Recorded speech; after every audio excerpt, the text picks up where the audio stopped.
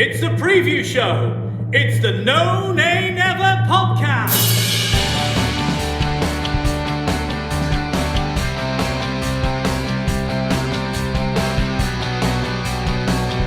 Hello and welcome to the preview show brought to you by the No Nay Never podcast.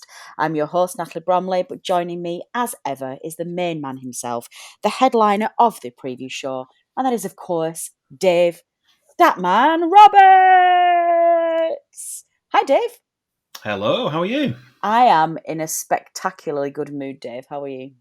We're all shiny, happy people this week, aren't we? We most definitely are. What a night at Turf Moor, listeners. We are recording this week's preview show. It is actually Friday night. We are recording live on Friday night for once, owing to us obviously being at the Turf last night. Dave, if this is the new chapter in Burnley's history, it's got off to a very good start. It was a good win, yeah, excellent 3 points. Comfortable win in the end. I didn't feel too under pressure at any point during that second half. I think the second goal just before half-time helped. We obviously had another goal disallowed in the second half. We weren't quite as rampant in the second half as we were in the first. We did enough in that first 45 minutes and got our noses in front, got 2 goals in front, and they never really looked like getting back in the game. Nick Pope made a couple of saves, but I think Fraser Forster made a lot more saves. He was probably their man of the match. And yeah, well deserved in the end.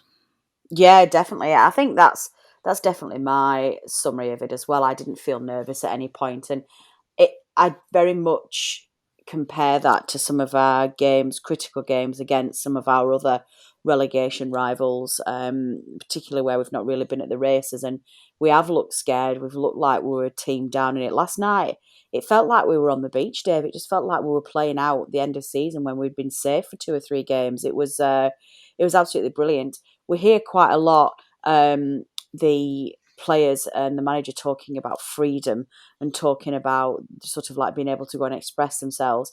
There certainly seems to be some underlying suggestions, doesn't there, that perhaps the shackles were very much on under Dyche before he left, fairly or unfairly, because that rigid football style has been very successful for a lot of years, but you can't help but notice a lot of these freedom talks from players, can't you? Yeah, that was mentioned once or twice. I mean, we've got to bear in mind it is just one win. We need quite a few more wins if we're going to get ourselves out of it. But yeah, I think it's a good start, and we just need to try and build on that for this Sunday's game. It's another opportunity. Wolves are another potentially beatable team. They've got a decent record, but yeah, another one we could possibly win.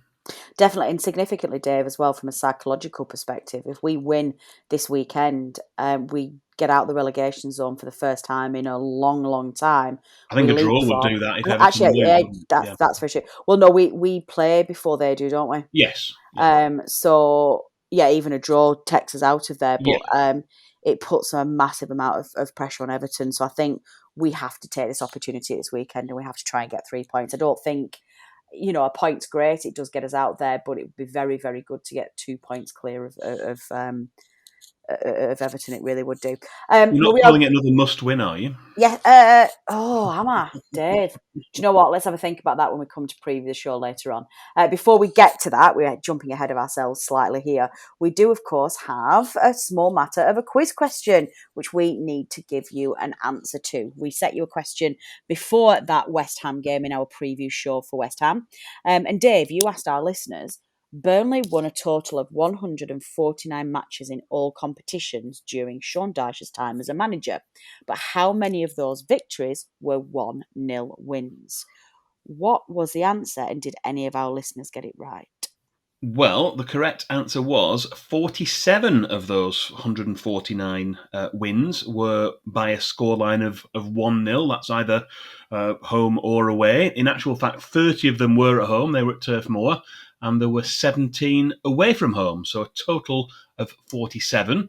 Interestingly, Burnley also lost 45 games at 1-0 during Sean Dyche's 9.5 years in charge, and there were also 39 0-0 draws. Wow. Interestingly, no one got it spot on, but the prize for the closest guess, well, there's no prize. The the satisfaction of being the closest goes to Andrew Blythe, who guessed 44, so he was just 3 out.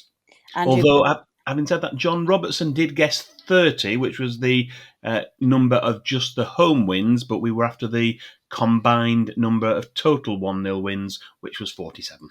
Yes, therefore, John Robertson's guess was incorrect. Andrew Blythe, friend of the show as well. So nice to see him getting a winner in there.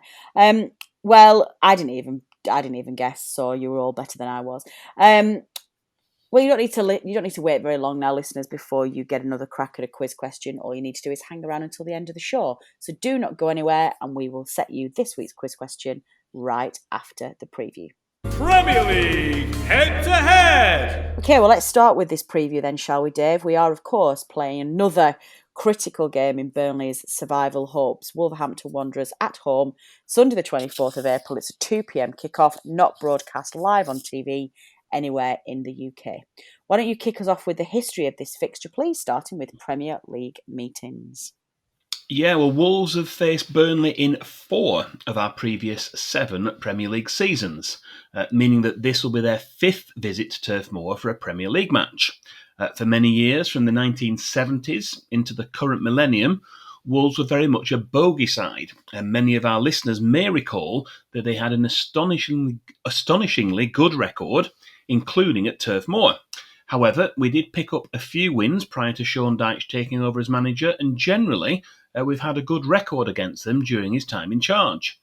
Burnley have won 2, we've drawn 1 and lost 1 of those 4 previous Premier League meetings between the two teams at Turf Moor.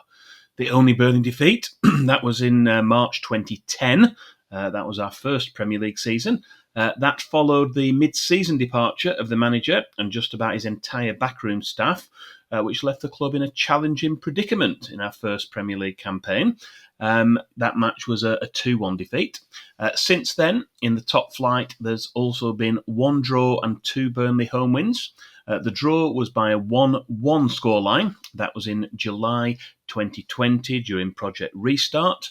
Meanwhile, the 2 wins include a 2-1 victory. That was in a behind closed doors match. That was in December 2020. And the other win comes from the 2018-19 season and is the subject of our memory match. Memory match. So why don't you stop teasing us then, Dave, and move straight on to that memory match, please? What have you picked for this one? Right, well, yes, we can bring you details of that other Premier League home win over Wolves, which was a match which took place at the end of March 2019. The managers were Sean Dyche for Burnley and Nuno Espirito Santo for Wolves. Here are the key match events. After 2 minutes, Burnley took an early lead. Dwight McNeil's floated free kick was controlled by Chris Wood in the 6-yard box, and his shot eventually went in by the post and then a touch off Connor Cody. Because of the way it went in, that was credited as an own goal to the Wolves player. It stayed that way for quite a while until the second half, 77 minutes. James Tarkowski headed on to Dwight McNeil, who advanced into the box before shooting between 2 defenders into the bottom corner. And a delighted Turf Moor got another look at the trademark Dwight McNeil goal celebration. He was on a bit of a really good spell of scoring and assisting for goals around that time. We were starting to see what he was capable of. That second goal was just what we needed. Wolves had started to creep back into the game. But the second goal led the way to yet another victory in a much improved second half of the season, which had started to look rather dicey after we'd lost 5-1 at home to Everton on Boxing Day, but we did recover it in the second half. This was also, interestingly, it was Sean Dyche's 300th match as Burnley manager, and the score was exactly the same against the same opponents as for his very first match in charge, which was back in November 2012. As we know, there'll be no Sean Dyche at Turf Moor this time, but what would we give for another similar scoreline this Sunday to build on the excellent win against Southampton on Thursday evening? Yeah, we certainly would love that. On this day. Next up then, Dave, it's our On This Day feature where we look at past matches played on the same date as this one. Burnley have won more games than they've lost on the 24th of April. That's always a good start. We've had 9 victories from 22 previous matches on this date. There were no Burnley wins in any of the first 4 matches on this date. All were played away from Turf Moor. In 1897, we drew 1-1 at Notts County in a test match. That was a forerunner of the playoffs. But as we mentioned last time, the series of matches was unsuccessful and Burnley were relegated from the First Division for the first time in the club's history. In 1909, we lost 3-2 at Hull City, and there was a goalless draw at Hillsborough against the Wednesday, as they were then known, in 1915.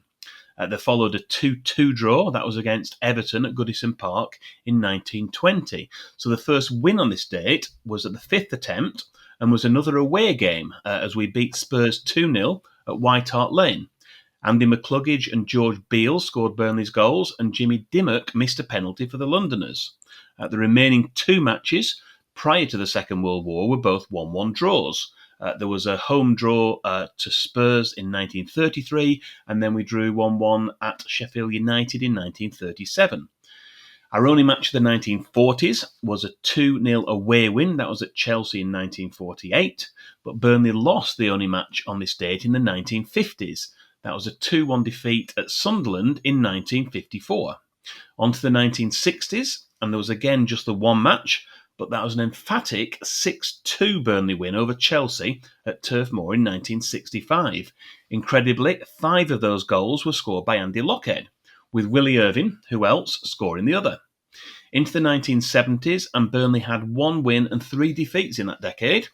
The win was in the penultimate match of the 1972-73 season, as we beat Luton Town at Turf Moor on the way to the Second Division title. And of the losses, 1 was yet another cup defeat to Newcastle United, 2-1 in the Texaco Cup final in 1974, as well as a 3-0 defeat at Coventry City in 1976. That will be our last taste of top-flight football for 33 years. In 1982, we beat Bristol City at Turf Moor 2-0.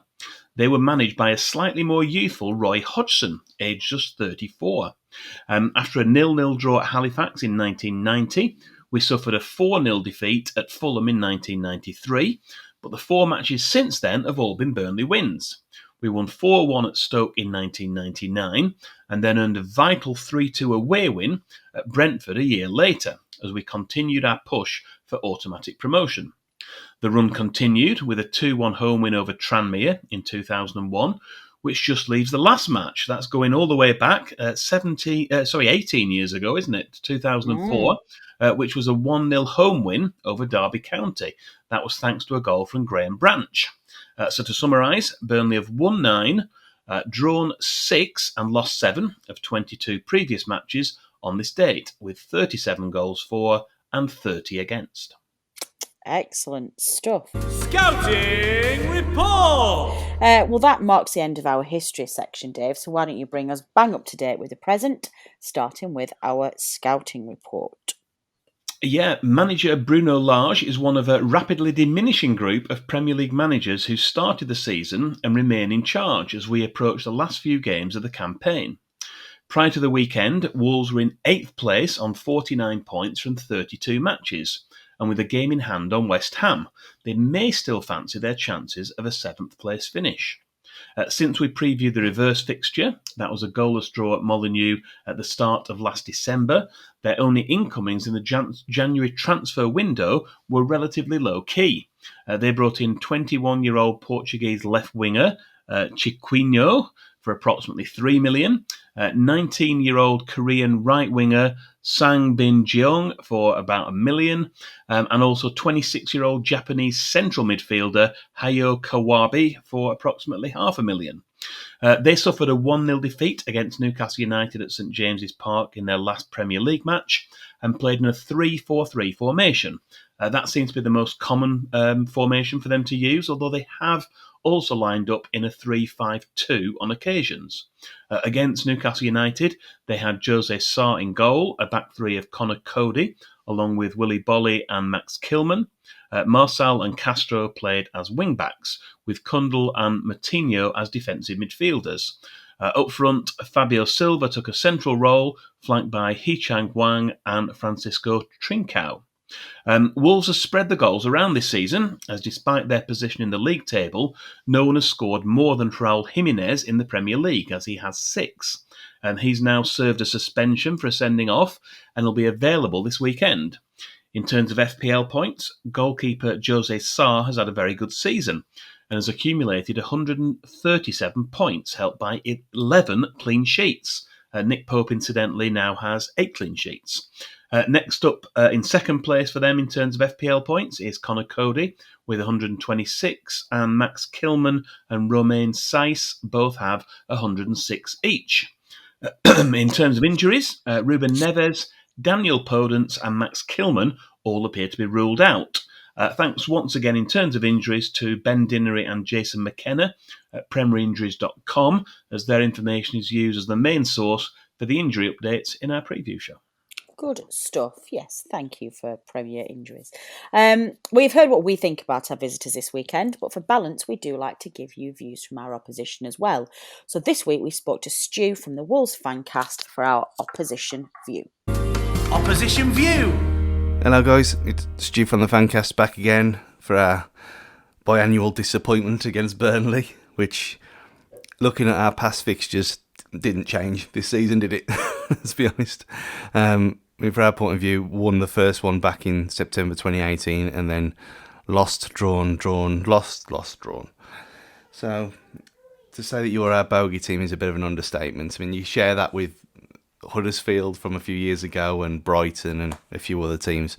But yeah, you've definitely had the number over us. I mean, hopefully for us, that's over now that Sean Dyche's not there. But which I presume that you want me to say something about it. So it seems mental from the outside looking in. I don't watch Burnley every week, obviously. I watch you when you're on telly. And it didn't seem to have been that different, really. But then people said that to us about Nuno and that we were mad to get rid of him and it was asking for trouble, and we've pushed on without him and we've been a better team. But with the games left, it seems odd, unless there has been a falling out, which who knows. But yeah, we'll see. I'm recording this on the afternoon of before the Southampton fixture for you lot, so I've obviously got no context for that. But everyone, I mean, we've still got a chance of top 6 and European finish.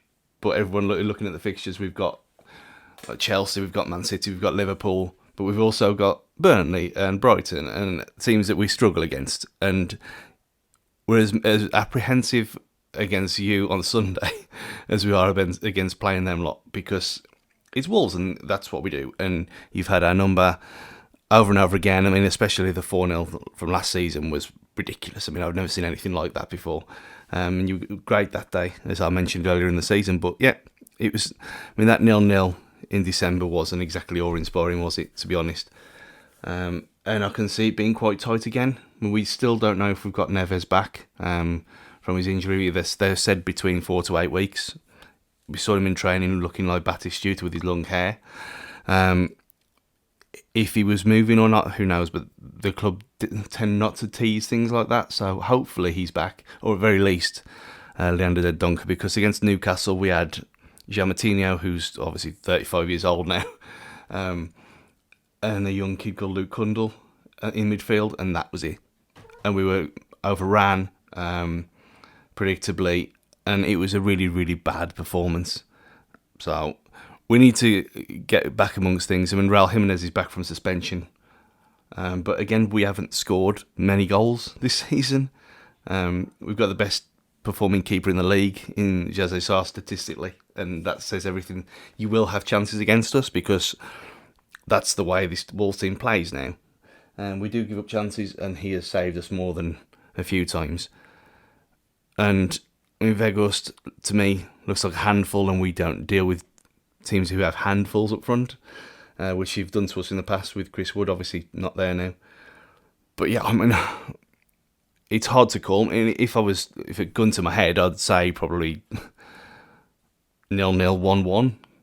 I just can't see it being either team being at it, and especially that being us, which again is mental to say. But yeah, I mean, hopefully, I think as with the vast majority of fans in in the Premier League especially, and in the country as a whole, everyone wants Everton relegated. You can't spend 500 million quid and be in the bottom half the table, let alone in a relegation fight, and it serves them right. And hopefully you've already won the game against Southampton, and you can have a day off against us, and we're going to get something at last.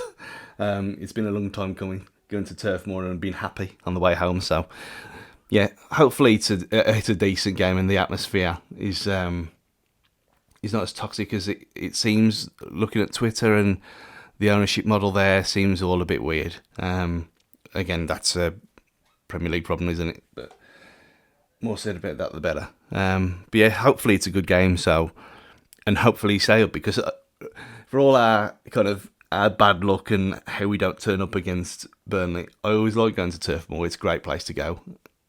Great people, as I've said before. So yeah, hopefully you stay up, just not this weekend. So hopefully I'll speak to you next season. Cheers, lads. Okay, Dave, hit me up with some referee stats, please.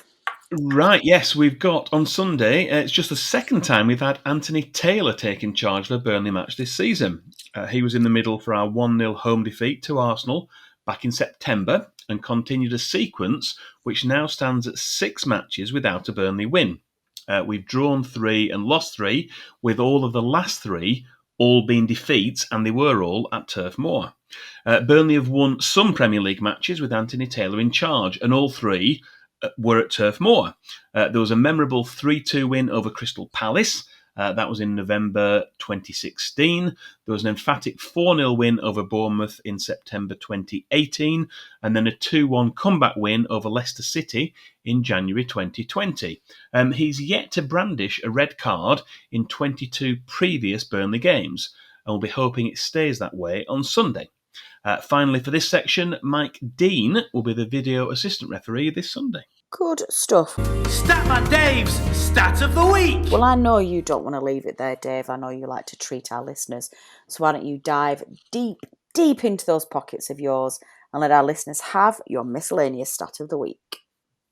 This week's stat relates to Burnley's position in the season, if you will. So with 6 games left to play, I wanted to take a look back at how our points total at this stage compares with our previous Premier League seasons.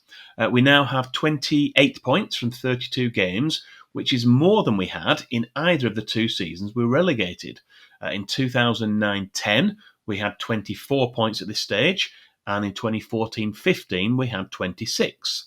However, last season, and also in 2018-19, we had 5 points more. We had 33 points at this stage, and in 2016-17, we had 36. Way out in front, though, our 2019-20, when we finished 10th, we had 45 points after 32 games, and in 2017-18, that was the best of the lot. We ended up finishing 7th. We had a very impressive 49 points at this stage, which is 21 ahead of where we find ourselves in the current campaign. Oh, I really shouldn't listen to your stats with things like this, Dave. I don't know whether to get absolutely terrified or take heart or just take them with a pinch of salt. It's always very scary. How are you feeling then ahead of the game at the weekend? Talk me through where Statman Dave's head is. I think it'll be a tougher game than Thursday. I think Southampton were on paper, and as it turned out, were not a pushover, but they were a lot. In terms of difficulty, they didn't really put up as much of a fight as you would have expected them to. I think they've been on a poor run. They had a good win against Arsenal. Before that, they were on a terrible run, and they kind of continued that against us. I think we played well, but they didn't play well, and that helped us. I think Wolves will be a different prospect. I think that'll be a more difficult game on Sunday. They maybe will be a little bit more aware of how we played on Thursday. That might have a bearing on how they set up and play. Not sure you can necessarily suss teams out so quickly with a change of regime or management, but they'll certainly take a note of that, and they may well reflect that in the way they play. So I think it might be slightly more difficult from that point of view. I think it'll be a toughie. I think it'll be a tough game. and it certainly won't be as much of a pushover as it was on Thursday evening. Do you think, surely we take a lot of heart, though, from the drive and the commitment and the positivity around the club, though? I don't expect them to be nervy. Again, I expect them to really go for it. Yeah, I mean, Southampton had a really good chance early on, didn't they? Had that free header. Oh, of course. First 10 minutes. It was inches wide. If that had gone in, then that might have had a different reflection on things. But it didn't, and as it panned out, there was another one later on, wasn't there? There was another header that went just wide as well. So we need to be a little bit careful from that perspective. But yeah, I think if we can take that momentum into the game, play with a bit more freedom, but also we need to be very wary and keep it tight at the back. So I think Wolves have got the sort of players who can get in behind, and we need to be really at it. I think Nathan Collins has come into the side. It's hard to believe he's still only 20. He obviously scored a goal, but also defensively, he's sort of stepped up. And he's got that partnership now with James Tarkowski. We obviously don't have Ben Mee in the side, but he's kind of seamlessly come in and stepped in and done really well in that respect as well. So hopefully he can build on that on Sunday, and we have a solid back line, but also a bit more freedom going forward as well. There you go. It's that word again, Dave. Freedom. That's what we keep hearing from everybody. Mike Jackson obviously has been confirmed has been in charge again, so that the quartet will be on the touchline. Which I think is the right thing to do right at this moment in time. I personally can't see a manager coming in now before the end of the season, but let's see what next week brings. Do you want to finish us off with a score prediction, please, Dave? I'm going to be cautious. I'm going to go for a 1-1 draw. Why? We're at home. We've got to win. We've got to win these games and get these points on the board, Dave. When was the last time we won 2 home games in a row? I do not know. You're a statistician, Dave. You tell me. not for a while, yeah. Yeah, that's the kind of answer I gave ages. But, it needs must. We're absolutely desperate. I'm going to be more positive. I'm going to predict a 2-1 win to the Clarets. Listeners, you know the drill by now. Please, we want your score predictions ahead of Sunday. We want the goal line. We want who scored, and we want to know how they scored, please. You can tweet us at Nona Never. You can leave us a comment on our Facebook page, or you can email us at previewshow@nonanever.net. Fantasy Premier League update. Moving on then, Dave. I believe it's Friday evening, which means that the FPL tables have been updated. Hey! And that means we can finally give some updates following the conclusion of game week 33, I believe. We can, yes. We weren't sure when we were going to be recording. We've toyed with the idea of maybe doing a late one on Thursday after the game, but that wasn't practical. So, yeah, we've left it till Friday. And that does mean that we've got the good news that we've got the update, because ours was the last game in game week 33, and it means that the tables have all been updated. So, yes, would you like a countdown of our top 10? I absolutely would love that, please. Because I did say we would do top 10s from now till the end of the season, just to keep us in the loop. So we have got in 10th place, a climber is Jaden Fitton. We've got in joint 8th, we've got Chris Horner and Jack Toner. Up to 7th is Will Cooper, had a very good week, 116 points. That's a really good week. Dec Clark is a non-mover in 6th place. Jacob Satwell's down to 5th. Our own Adam Dennett is a non-mover in 4th. We've then got Ursay in 3rd, and then we've got a change. Well, I'll say a change at the top. I think it's more on a tiebreaker because they've both got the same number of points. We've got Luke Lambert, who was the leader, is now the joint leader, and in second on a tiebreak on 2,221 points. And then also on 2,221 points is Tall Paul. Oh, that's a name that's come back to us. Yeah, he's been a regular in our Fantasy Premier League for a good few seasons now. A gentleman I know, who I have met. So yeah, that's exciting. Is he tall? Times. He is indeed very tall. Yeah. That said, I'm very short, so an average-sized person is very tall to me. So that maybe don't read too much into that. But yes, he is very tall. What about our April Manager of the Month competition then? I feel like ages since we had one of these. Yes, well, I think we're going to have 2 more weeks because this week definitely is in April. And then next Saturday's in April, and there are games going into Sunday and Monday, which are in May. But I think because it starts in April, they'll count as well. So there's still kind of 2 full game weeks. So there's still things that can change between now and then. We've got our leader so far with 250 points. Leading the way is David Entwistle as our leader for April, closely followed by Callum Woodhead on 242. And Lee Banks is in third place on 230. So we'll have to see how that pans out in the next couple of weeks. Yeah, definitely. Do keep going, listeners, because, of course, there is a prize for our Manager of the Month. That is the highly coveted None and Ever sticker. What about the FPL Cup then? What is that still a thing? I don't really know what's going on with that. Well, it is for those who are left in. That's not you and me. We've narrowed it down now to just 32 teams, which is, well, it's still too many to read out on here, but we will read the fixtures out after this week when we're able to. But that will depend on recording timescales, because obviously if we're recording and the game week hasn't been completed, then we won't have the finalised tables or the finalised cup draw to be able to do. And I think we're going to be in a situation next week probably when we can't do that either. I think we'll have to have maybe get Adam back on and get some more FPL content, because we won't be able to do our usual FPL updates. Good stuff. What about the latest team of the week then? Who are the players we should have had in our teams if we wanted to get max points? Well, the theoretical best team of the week would have been worth 169 points. That's even without the double points for the captain, because you've obviously got to choose one of those to be a captain. The best score of any manager, that's out of the 9 million plus people who've entered across the country and the world, was 158, and the average was 61. So well done if you got more than the average, which I guess should be the benchmark maybe each week.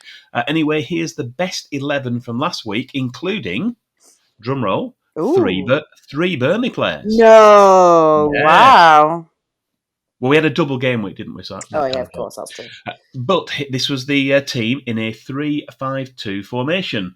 Fraser Forster was in goal. We had a back three, including two Burnley defenders out of the three, who were the two who scored on Thursday evening. So we had Connor Roberts and Nathan Collins in there. And along with them was Bednarek of Southampton. So we've got Southampton players coming into the team as well. We had a midfield five, which was Bruno Guimaraes of Newcastle, Salah of Liverpool again, Mahrez of Manchester City. Another Burnley player, Josh Brownhill, got in there. He got a couple of assists, didn't he? That helped his score. And along with Sadio Mane. And then the front two were Cristiano Ronaldo and Eddie Nketiah of Arsenal. That was our 11. I think the highest scoring of all... it's not a Burnley player. Bruno Guimaraes of Newcastle was the highest scorer with 20 points. Good stuff. God, it feels like ages since we've been through all of this stuff. Well, there is another Thursday match in this game week, so we may have to give the FPL League updates a miss when we record the Watford preview on Thursday, which does tend to be our usual recording day.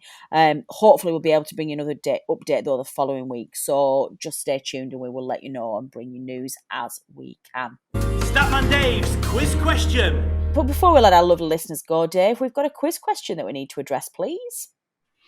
This week's quiz question is related to a milestone which was reached by one Burnley player this week.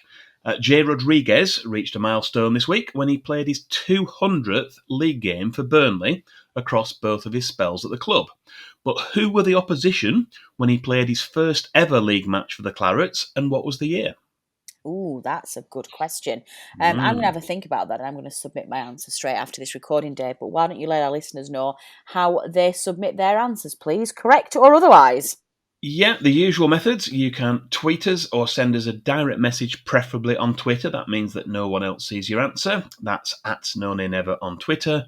You can use our dedicated email address we've now got for the preview show, which helpfully is previewshow@nonaynever.net. Or you can also reply to the post for this preview show on either the No Nay Never Facebook page or on YouTube. Good stuff. The answer to this quiz question will be revealed at the start of our next preview show, which will look ahead to another vital match next weekend when we play Watford at Vicarage Road. And that episode should be available to listen to next Friday. Any community news then, Dave, before we go? Nothing much new other than a reminder for people. The Clarets Food Bank collections, they're going to be out in force around the ground prior to the match on Sunday. So remember to bring a tin for the bin if you're able to. Tin for the bin, yes, please do that. I think that is everything then, Dave. I think we can let our listeners go. My thanks as ever go to everybody who has contributed to getting this out in the air, to Stu from the Wolves Podcast for providing us with an opposition view, to Turf Moor Stadium announcer Dominic Walker for his specially recorded preview show announcements, to producer Matt for getting this out there, and of course to Dave Roberts for getting all of these stats together and bringing you another entertaining and completely action-packed preview show. Last but by no means least, you, the listeners, for downloading and listening to this episode. Your support is very much appreciated and we would not be here without you. We will be back midweek for reaction to those two home games against Southampton and Wolves. And then Dave and I, as we said, will be back next Friday for the next preview show. So do take care of yourselves and your loved ones in the meantime. I've been Natalie Bromley. This has been the preview show brought to you by the None and Never podcast. Until next time.